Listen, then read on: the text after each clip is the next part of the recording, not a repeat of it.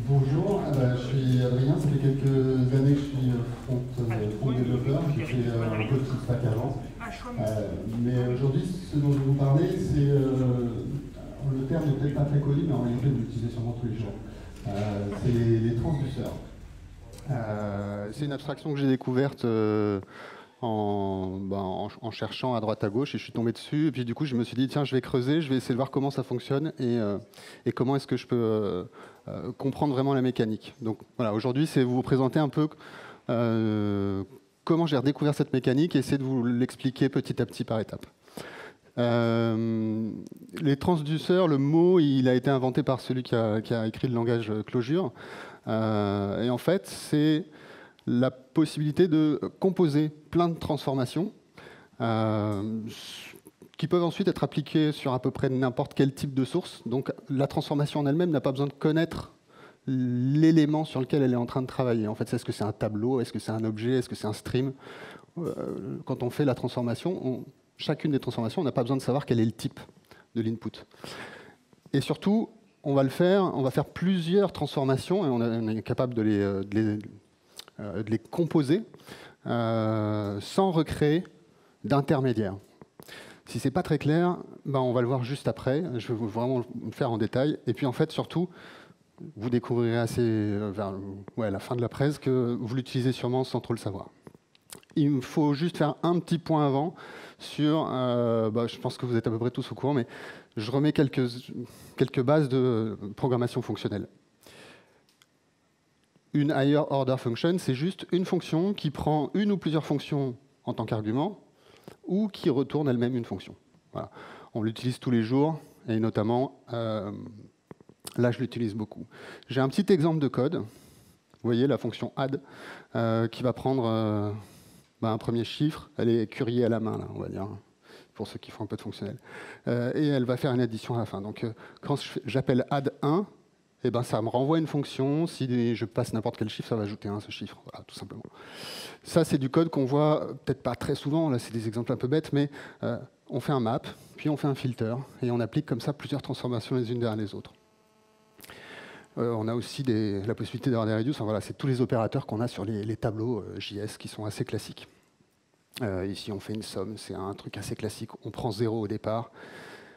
Ce qui passe dans l'accumulateur, on prend le 1 en entrée, on additionne 0 plus 1, plus le résultat, plus 2 plus 3, et on fait la somme. Voilà. C'est des trucs très classiques. Je suis revenu en arrière au lieu d'aller en avant. Hop. OK. Ça, c'est du code qu'on voit assez fréquemment, du map, ce qui n'a pas trop de sens, en fait, puisque on va faire 3 fois une itération sur la liste complète. Donc là, c'est une toute petite liste, mais si elle est grande, ça n'a pas trop de sens, parce qu'on va passer tous les éléments de la liste à chaque fois, 3 fois d'affilée. Et puis surtout, on va allouer un nouveau tableau à chaque fois. Donc c'est absolument pas optimisé. On est bon jusque-là? Allez, hop. Comment est-ce qu'on peut optimiser ça? Sur des maps, en fait, on peut tout simplement les composer un peu à la main, là, comme ça. Et puis, donc on n'a plus qu'une seule transformation, et on l'applique une seule fois. Et du coup, on a bien un résultat qui sera un tableau de nombres. Tout va bien. Voilà, une seule boucle, une seule allocation de nouveaux tableaux. On n'est pas obligé de le faire à la main à chaque fois. Quand on a 2-3 libres ou simplement avec quelques lignes de JavaScript en ES6, on est capable de faire... vous voyez, là, en fait, on va d'abord ajouter 1, puis on va faire un double, puis on va enlever 1. Avec une fonction de compose, on va passer d'abord dans le même sens que la façon dont ça a été écrit à la main. On va les passer dans cet ordre-là. En réalité, on utilise plus souvent pipe parce que c'est plus naturel de dire j'ajoute 1, puis je fais x2, puis j'enlève 1. Et donc le pipe, c'est la sémantique où les arguments sont juste inversés, mais c'est bien une composition. Et donc on a une seule fonction, et elle est beaucoup plus lisible. Sémantiquement, ça se comprend mieux. Le code, finalement, pour le réutiliser, est très concis, et c'est efficace. C'est toujours pareil, on ne fait qu'une seule itération. OK. Seulement dans la vraie vie, on fait du map, on fait aussi des filtres.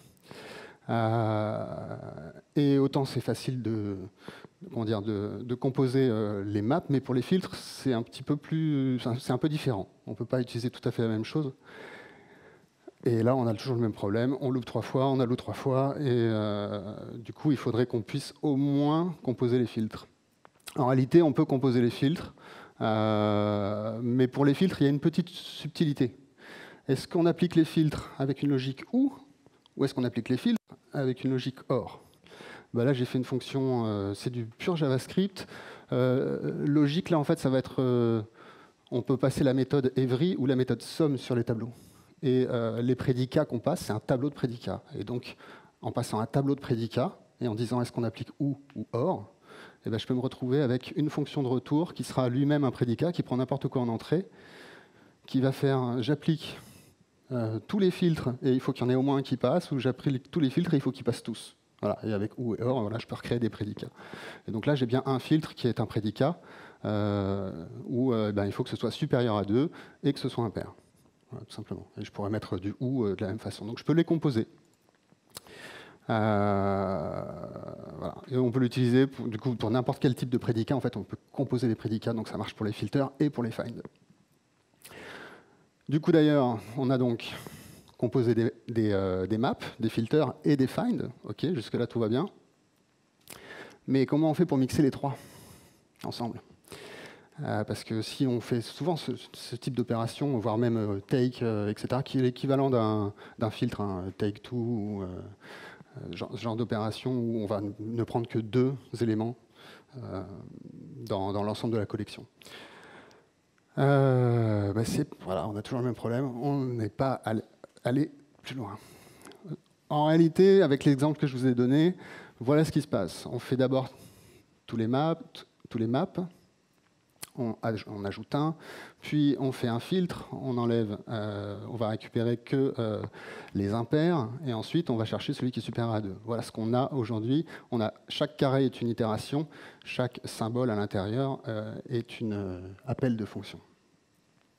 Avec le transduce, ce qui va se passer, c'est que comme on aura tout composé à l'avance, on va avoir d'abord un map, puis on filtre, puis on map, puis on filtre. Ah oui, c'est bon. Donc on vérifie après est-ce que c'est supérieur à 2. Ouais, poum, hop, on l'a trouvé. Au lieu d'avoir 3 itérations, on n'en a qu'une. Au lieu d'avoir 7 opérations, je crois, ouais, on en a que 5. Voilà. Comment ça va fonctionner? En fait, le truc, c'est que toutes les opérations qu'on trouve et toutes les méthodes de tableau qu'on trouve dans JavaScript, ou qu'on peut réappliquer d'ailleurs à d'autres types de collections, c'est ce que j'expliquerai en tout dernier, on peut les exprimer en tant qu'un réduceur. Donc un map, c'est quoi? Cette fonction-là, elle prend un mapper, elle va prendre une liste ensuite et une valeur, et puis à chaque fois, à chaque itération, je vais ajouter, donc le append, c'est l'équivalent, enfin c'est une fonction que j'ai importée là, mais en gros c'est un concat ou c'est un push, puis on renvoie la liste, il n'y a rien de très sorcier là-dedans. On va ajouter à la liste la valeur qui aura été passée dans le mapper. Voilà, c'est la même chose, c'est équivalent, sauf que cette fonction en bas, la ligne 4, là, c'est un reducer. Pour le filter, c'est à peu près pareil. On appelle le prédicat avec la valeur. Si c'est vrai, on ajoute à la liste, sinon on renvoie la liste telle qu'elle. Un filtre, c'est ça. Et pour le find, c'est un peu différent, mais c'est quasiment pareil. On va appeler la valeur, et puis en réalité, la liste, on n'en a pas besoin, parce que si c'est bon, on dit qu'on s'arrête là et on renvoie la valeur, et sinon on renvoie nul. Parce qu'un find, quand il ne trouve rien, à la fin, il renvoie nul. Et on a juste besoin d'itérer sur le prochain truc de la liste, et on ne touche pas à la liste, on ne la mute pas. Donc là, je l'ai mis en notation un peu comme un itérateur. On renvoie la valeur et donne. C'est quelque chose qui est assez classique. Voilà, donc on peut tout implémenter en tant qu'un reducer. Mais comment on compose des reducers? Alors ça, c'est peut-être la slide la plus compliquée, mais grosso modo, j'ai rajouté ça, là, le petit map, juste pour vous indiquer que c'est toute cette fonction-là. Imaginez qu'on fasse juste... OK, moi, ce que je veux, c'est que ces petites fonctions-là, en fait, quand je les appelle ici, elles me retournent un reducer. OK, donc quand je les compose, elles me retournent un reducer. Bah, tout ce que j'ai à faire, c'est de savoir, un peu comme dans Express, les middleware. Ok, je vais avoir une fonction dans laquelle je donne un mapper, qui elle-même est une factory, en fait, qui va me demander, OK, c'est quoi l'étape d'après? Et puis qui va appeler l'étape d'après avec le résultat qu'elle a fait. Donc là, en fait, si on regarde bien, je crois que c'est encore mieux, même si j'enlève ça et que je reviens avant. Vous voyez bien que j'ai juste rajouté, le fait que c'est une factory avec un X, quoi. Point barre. J'ai fait que ça. Et que donc, on a bien filter, find et cette fonction map. Si on les compose comme ça retourne un reducer qui va lui faire bien le boulot qu'on veut, quoi. Elle est un peu compliquée celle-là, mais je pense qu'on jusque-là, je ne vous ai pas perdu. Après, ça va devenir beaucoup plus cool. Du coup, eh ben, comment est-ce qu'on va composer toutes les opérations que je vous montre depuis tout à l'heure dans les exemples? Eh ben, on va appeler pipe pour les composer. On va mapper on ajoute 1, on va filtrer tous ceux qui sont impairs, et puis on va trouver celui qui est supérieur à 1. Et cette transformation-là, eh ben, on va l'appliquer avec un reduce sur notre collection. Et en fait, là, on a quelque chose qui va itérer une fois et qui va juste avoir composé les opérations les unes avec les autres. Alors cette transformation, comme elle prend, il me faut un next à chaque fois pour itérer. À la fin, là, ce qu'on fait, ben, on fait rien. Comme c'est un find à la fin, finalement, on s'en fiche. On n'a pas grand-chose à faire. Mais vous verrez qu'on va pouvoir passer un argument un peu particulier ici par la suite.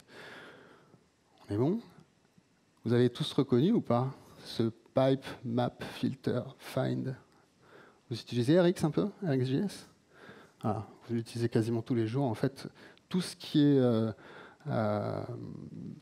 les traitements de stream ou traitements réactifs, etc., en dessous, la mécanique, c'est quasiment ce principe-là, quoi. Et puis pour le terme transduce, en fait, c'est juste la concaténation du mot transform et reduce. Voilà, c'est le principe.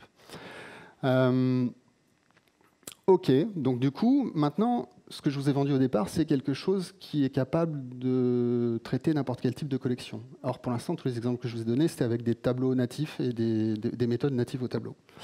Si vous regardez bien, ma petite méthode de happen là, qui ajoute au tableau, pour vraiment traiter quelque chose qui va mapper et filtrer un tableau, je vais dire, OK, quel est le next à la fin, une fois que j'ai vraiment trouvé la valeur, comment est-ce que je l'attache à mon agrégateur, hein, qui est un tableau. Donc là, je prends un tableau en entrée et je vais sortir un tableau, vu que c'est un reduce, en mettant une fonction ici qui colle avec le type d'agrégateur qui est utilisé dans le reduce, tout simplement. Et donc, l'accumulateur et cette fonction d'ajout dans l'accumulateur, ils sont intimement liés. Mais en vrai, on peut passer n'importe quel type et n'importe quelle fonction d'ajout à l'intérieur de ce type. Si c'est un event emitter, c'est la fonction emit. Si jamais c'est un objet, c'est un object assign, et ainsi de suite, quoi. Donc on peut vraiment itérer sur n'importe quoi. Et la dernière étape qui va nous manquer, c'est vraiment l'interface transduce. La plupart du temps, elle ressemble à ça. D'abord, on passe la transformation qui est un ensemble d'opérations qui vont être composées ensemble. On va passer l'agrégat dans lequel on va mettre le résultat. La fonction qui va permettre d'agréger les résultats dans un accumulateur. Et à la fin, en tout dernier, on passe la liste qu'on veut vraiment traiter. Donc quand ça c'est queryé, ça veut dire qu'on passe les 3 premiers arguments et ensuite on passe n'importe quel type de liste et ça la traite, ça la traite, ça la traite. OK, et maintenant comment est-ce qu'on abstrait sur vraiment n'importe quel type d'entrée? Il y a juste à écrire un reduce qui lui fonctionne à peu près avec n'importe quoi. Et ça en réalité c'est très très simple avec l'itérateur. Dès qu'on a une collection, on peut récupérer un itérateur. Il peut être synchrone, asynchrone. Donc là, c'est une réimplémentation d'un reduce qui utilise un itérateur. Je ne prends pas le tableau en entrée directement, je ne prends pas l'objet, je ne prends pas, quel que soit on va dire le type que je vais vouloir itérer, je trouve un moyen de récupérer un itérateur. Ça peut même être un générateur, ça peut être n'importe quoi. Et donc, il y a juste une particularité, comme je vous le disais, vous vous souvenez de l'exemple avec le find, où si jamais j'ai trouvé, j'arrête d'itérer en fait, il est juste là. Mais sinon, c'est c'est une bête boucle qui itère et qui appelle le reducer à chaque fois avec les bonnes valeurs et qui à la fin renvoie la valeur. Point barre. Ça, c'est juste pour pouvoir arrêter l'itération avec les opérations de type find. Voilà, l'itérateur permet de s'abstraire de n'importe des types en fait. Voilà, j'espère que je ne vous ai pas trop fatigué le cerveau parce qu'on est en fin de journée. Ce que je voudrais que vous reteniez, en fait, c'est vraiment le but de cette presse, c'est que c'est une façon d'optimiser les choses. C'est tout à fait générique. On peut vraiment traiter aussi bien synchrone qu'asynchrone. Alors il faut peut-être faire des réducers un peu différents pour les traitements asynchrones, mais on peut réutiliser la même interface et le même principe. C'est en réalité ce qu'il y a derrière pas mal de librairies JavaScript ou même de notation parfois dans certains frameworks avec des interfaces fluides. Enfin, vous savez, quand on fait point, traitement, point, traitement, point, traitement, puis en fait, il n'y a qu'un seul traitement sur les streams, ben, derrière, c'est ce genre de mécanisme qui est à l'œuvre. Et que même si des fois le reduce paraît un peu plus complexe, c'est quand même un outil très très puissant. Voilà. Je vous remercie.